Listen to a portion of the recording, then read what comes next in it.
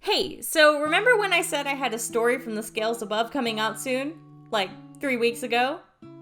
Well, I never specified when soon was, but I think it was worth the wait, as this is one of my favorite stories to happen in this group, and I hope you guys will find it just as amusing as I did. Alright, so this all starts when we were getting ready to leave a town called Ankaram. We'd taken up a job going after a cult called The Burning. We were promised supplies and a hefty pay from the mayor of this town for this job. So we were heading to the local inn, intending to head out the next day, when we passed by a man who was surrounded by guards.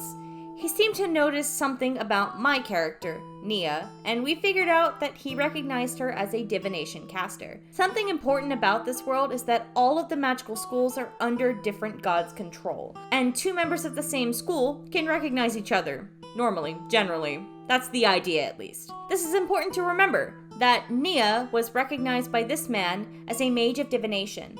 This man is also the mage who works alongside the mayor. So later that night, the cleric, Saros, and the rogue, Leaf, left the inn to start skulking around the mayor's house. This was largely because Saros was given a vision from his goddess, and the mayor was next on his magic mage murder list. After an unfortunate series of bad rolls and stealth checks, Saros ends up casting Arcane Eye to try and get a read on the layout of the mayor's house. He's then discovered, presumably by the mage, Magister Telly, and the house disappears from Saros' spell's gaze. It just goes invisible. And we think that's the end of it. Oh boy, was that not the end of it? Remember how I said Nia was recognized as the divination caster? Well, Arcane Eye is a 5th level divination spell. So when Nia went to the mayor's office the next morning to inquire about our supplies, she was met with 2 guards. I'd love to tell you what happened, but I think this is a story where I should just show you. Let's roll the clip. So you approach. Oh, we've been waiting for you. Come in. Oh, okay. You'll need to hand over your blade. Okay. Just be careful with it, please. Follow me.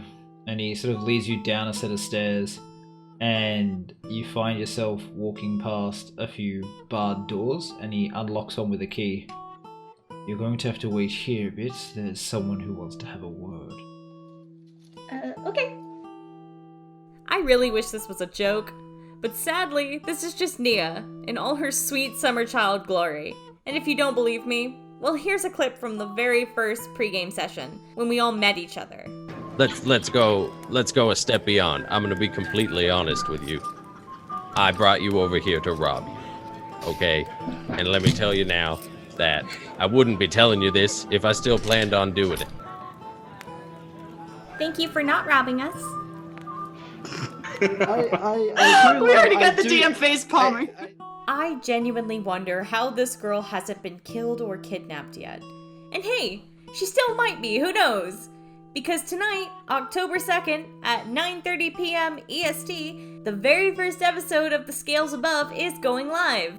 We have an amazing cast such as Sean and Shannon from Paradise RPG, Mike and Agent from the Wonders and Blunders podcast, and of course our amazing DM and our tech god, Nova and Veggie. They've all worked so hard to put together this amazing show, and what makes this 1,000 times cooler is that we were sponsored by Hero Forged. Yeah, that's right, Hero Forged. So if you want to watch our amazing adventure as we make our way through this epic tale, click the link at the top of the description below and join us on the Roll for Damage Twitch channel. We will be live at the same time every Friday until the end of this amazing adventure.